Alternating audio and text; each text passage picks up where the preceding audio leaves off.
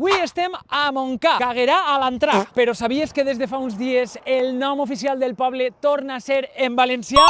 Tot i que el nom en valencià és amb T, la T no sona, ja que la T seguida de consonant mai es pronuncia. Montblanc, Montferrer, Montserrat, Montfort... Encara que s'escriu Montcada, la D entre vocals també cau en valencià. Magrà, Magrà, Montcà. I per filar més prim, n'hi ha gent que fins i tot pronuncia Montcà, perquè sabem que la O en posició àtona en alguns dialectes es pronuncia com a U. Però, Fran, puc escriure Montcà amb T? Has d'escriure Montcà amb T, perquè el seu origen és amb T de te ho explique jo ara mateixa. Per a començar, tenim la séquia reial de Montcà, i que és històrica, sí, del poble, que s'escriu amb T i que té més anys que la Picor. I és que quan Jaume I va arribar a aquestes terres es va trobar en un poble molt mono, Tawaizat, pronunciat en àrab, on vivien feliçment els àrabs i els quals havien construït una torre preciosa que, segons el rei Jaume, era la millor torre de vigilància de tota l'Horta de València. Avui, spoiler, no la tenim. Jaumet, que no es duia massa bé en els àrabs, es va quedar en el poble i els va expulsar a ells fora. Què passa? Que li va regalar el poble a un amic seu de la burgesia catalana, el noble Pere Montcada, amb T de Montcada. Amb més de 800 anys d'història, Montcada ha sigut, és i serà valenciana. I, per tant, hem de parlar, hem d'escoltar i hem d'escriure en valencià. Montcà és Montcà.